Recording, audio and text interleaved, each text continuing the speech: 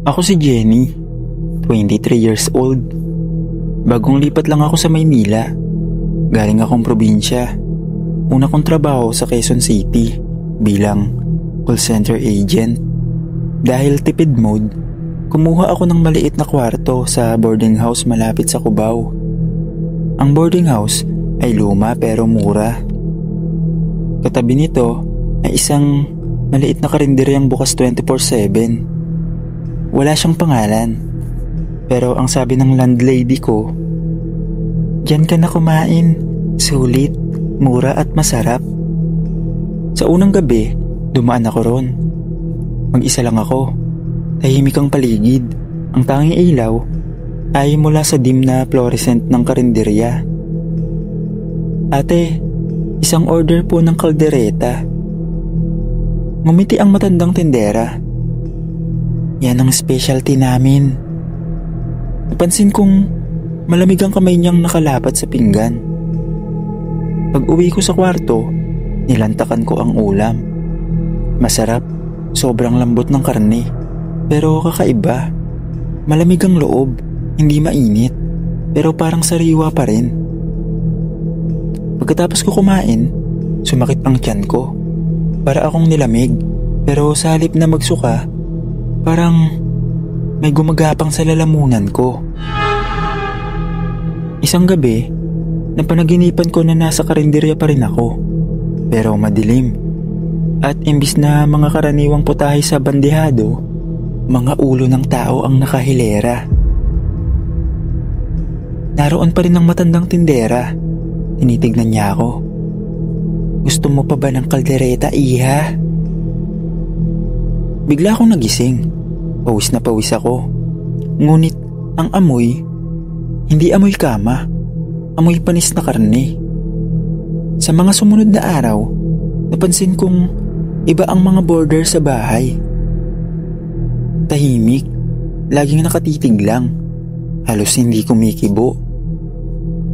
Araw-araw, bago pumasok, dumadaan sila sa karinderya. At ang mas nakakagulat, pare-pareho silang umuorder ng kaldereta. Isang gabi, nakita ko ang isa sa kanila, si Lester, na may daladalang plastic bag. Sumilip ako mula sa bintana. Akala ko, basurang pagkain lang. Pero pagdating niya sa karinderya, inilabas niya mula sa plastic isang piraso ng kamay. Hindi na ako nakatiis. Kinausap ko ang landlady ko. "Ate, may kakaiba sa karinderya, no?" Ngumiti lang siya. "Di ba masarap ang kaldereta? Huwag ka na magtanong, Jenny. Basta't hindi ka nakikialam, ligtas ka." Hindi ako nakatulog at kinabukasan, desidido akong alamin ang totoo. 12:00 ng gabi, lumabas ako. Dala ko ang cellphone. Tumago ako sa likod ng karinderya. May maliit na pinto. Binuksan ito ni Lester. Parang sanay na sanay. Sumilip ako. Isang kwarto sa likod, may mga katawan, binalot sa plastic, mga sariwang sugat at galing sa isang babaeng umiiyak. Buhay pa. "Huwag po. Ayoko po." Bulong niya habang pinipilit siyang hilahin ni Lester. Muntik na akong mapasigaw, pero tumakbo ako. Nadulas. Nabitawan ng cellphone. Kinuha ko pero naiwan ko ang takip. Nagtago ako sa ilalim ng jeep sa kanto. Kinabukasan, nagsumbong ako sa pulis. Hindi nila agad sineryoso pero ipinilit kong may ebidensya ako sa cellphone. Sa tulong ng isang kaibigan ko sa probinsya, in-upload namin ang audio. Viral agad. Kinagabihan, sinalakay ng pulis ang karinderya. Walang nakitang tao, wala ring bangkay. Pero sa loob, may napansin ang mga pulis. Isang malaking lutuan, puno ng dugo, at isang menu board na may mga pangalan ng mga taong nawawala. Pagkatapos nun, lumipat na ako ng tirahan. Umalis na sa Maynila. Bumalik muna ako sa probinsya para na rin sa kaligtasan ko. Hanggang dito na lang po, Sir Dave. Maraming salamat po.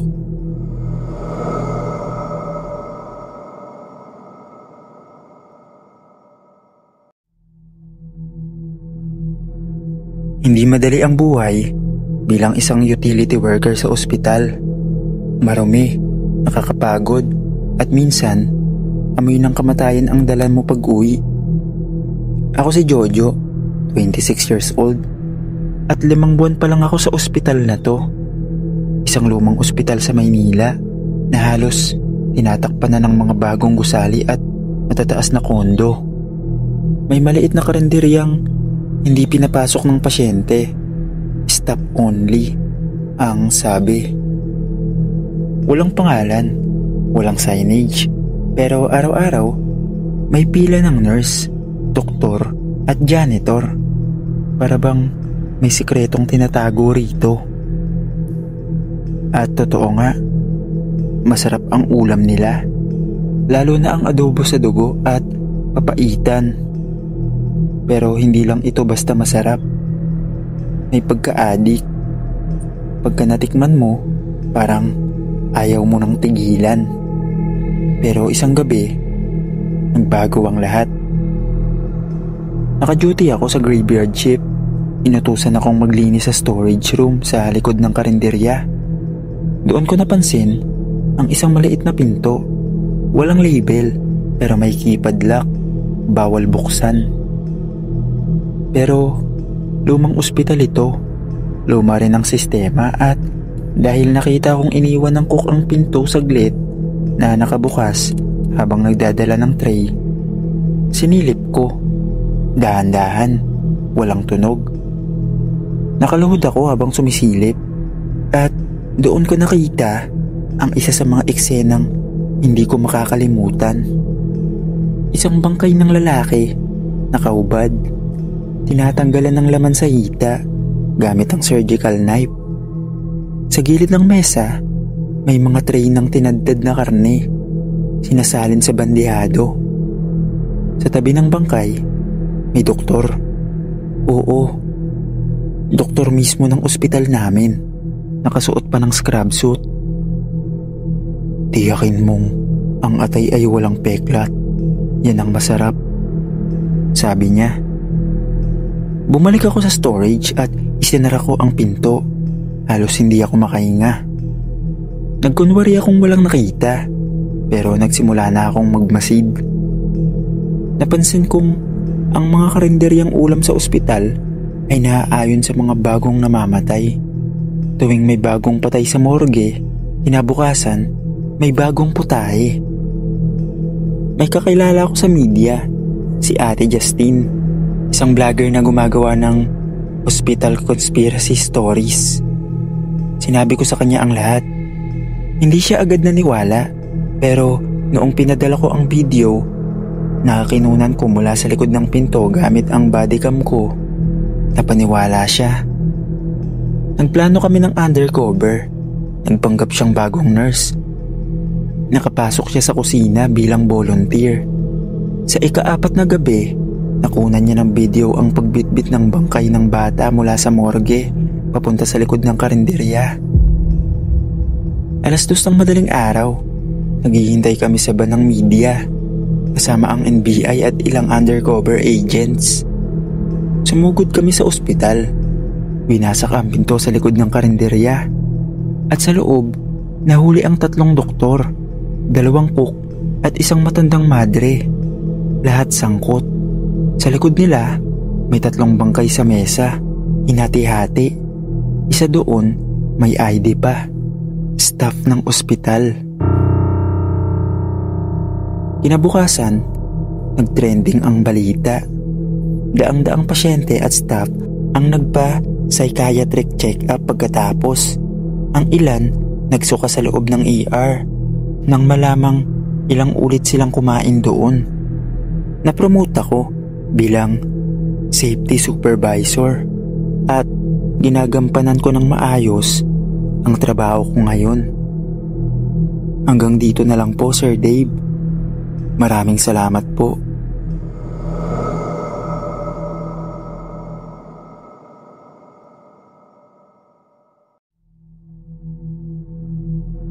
Sa tabi ng mga sirang ilaw at gutay-gutay na banderita sa barangay Mabuhay, may isang lumang kalsada na bihirang daanan ng mga sasakyan.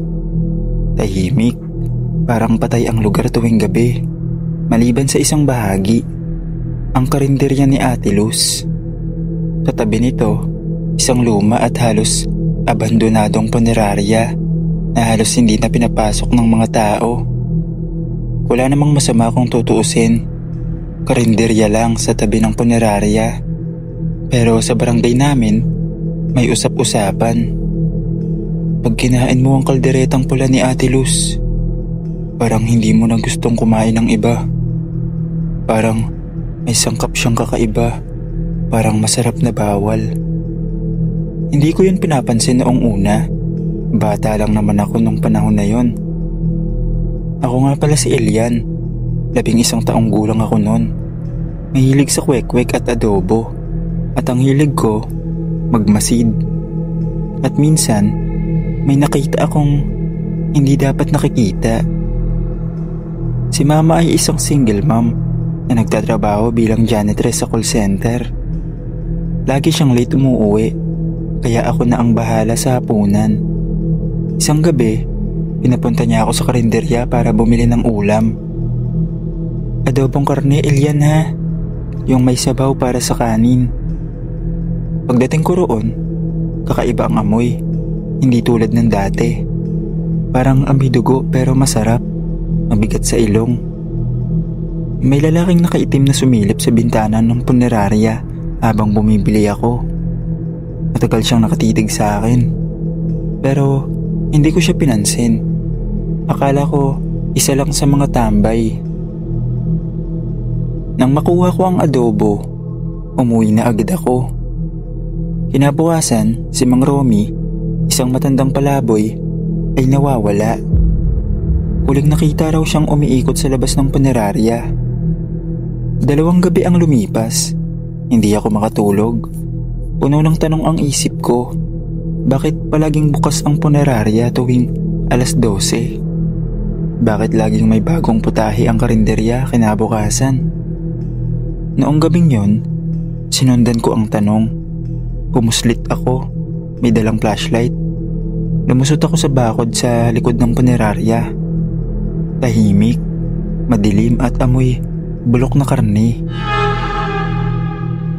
Sumilip ako sa sirang bintana ng montuaryo at doon ko nakita ang hindi dapat makita ng isang batang kagaya ko. 3 lalaki, isang babae sa lamesa. Hubad, patay. Hiwa-hiwalay ang bahagi ng katawan. Isa sa kanila, si Ate Luz. Nasa kanya ang kutsilyong ginagamit sa mga liyempo ng ulam. Tiyakin mong hindi halata ang laman. Huwag isama ang tato, baka makilala. Aniya. Parang sasabog ang dibdib ko. Napaatras ako. May naapakan akong lata. Tumunog. Napalingon sila. May bata! Sigaw ng isang lalaki. Tumakbo ako. Mabilis. Sa dilim, hindi ko alam kung saan ako dumadaan. Nadulas ako sa kalsada. Natapakan ang cellphone ko. Nabasag. Ang tanging ebidensya ko, wala na. Nagising ako sa ospital.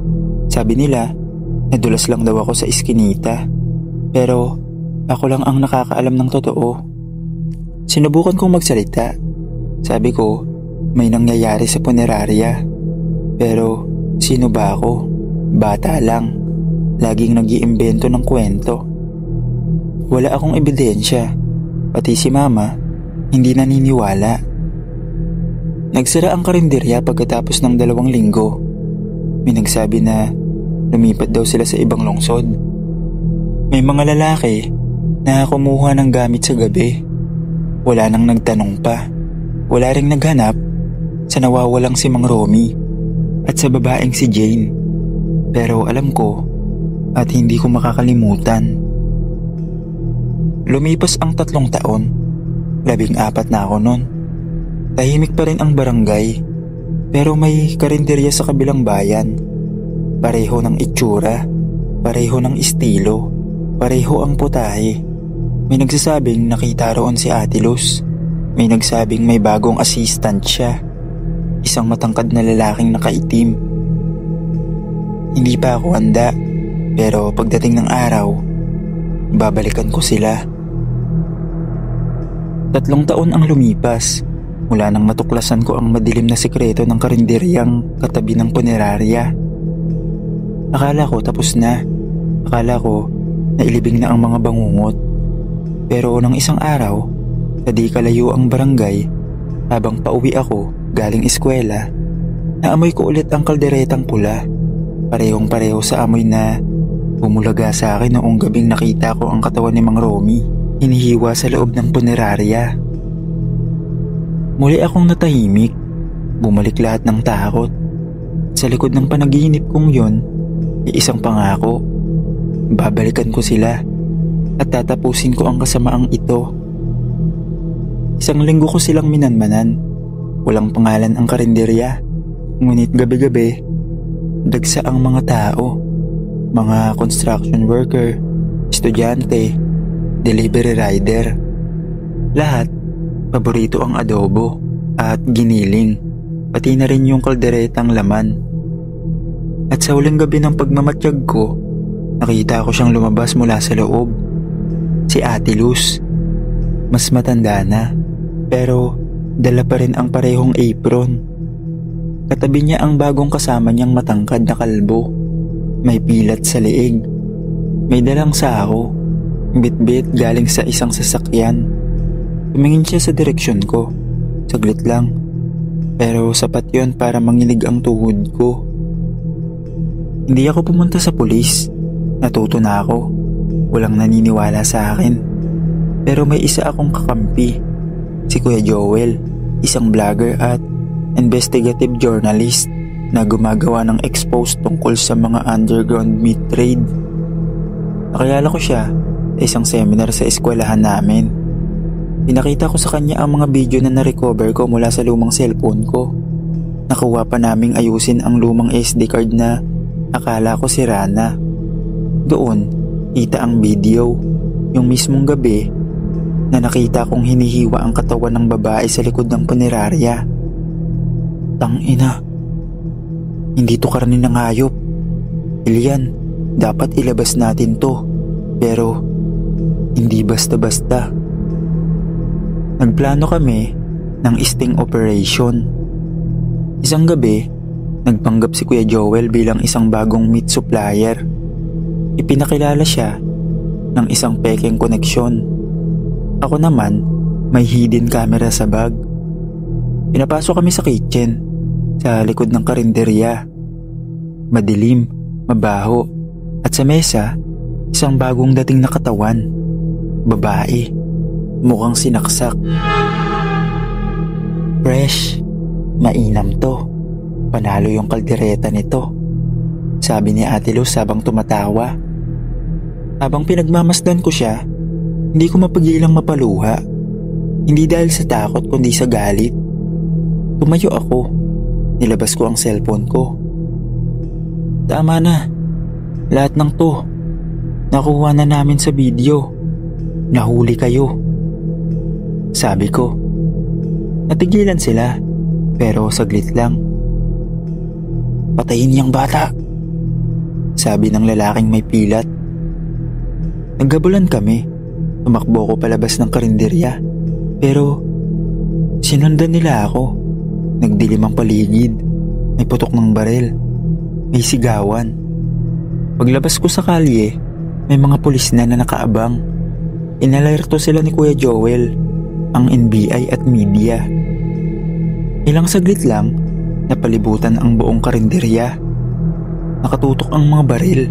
Nasa sahig si Ate Luz, nakaposas at umiiyak. Katabi niya, ang lalaking may pilat. Tinamaan ng bala sa binte habang pilit tumatakas. Pagkalipas ng ilang buwan, ang balita, tagong kanibal na karinderya na bisto ng bata. Daang-daang pamilya ang nagsilabasan, mga nawalan ng mahal sa buhay. At ang iba, Dumaan pala mismo sa karinderyang yun nang hindi alam na baka bahagi ng kakilala nila ang kinain nila. Tumistigo ako, may dalang ebidensya. Ngayon, 14 na taon na ang lumipas. Hindi ako bayani, hindi ako sikat, pero isang bagay ang malinaw. Kung hindi ako gumalaw, wala nang ibang gagawa. Sulok ng kwarto ko, nakadisplay ang lumang cellphone na ginamit kong ebidensya. Basag pa rin ang screen, pero para sa akin, yun ang sandata na sumira sa pinakamalansang lihim ng lungsod. Hanggang dito na lang po, Sir Dave. Maraming salamat po.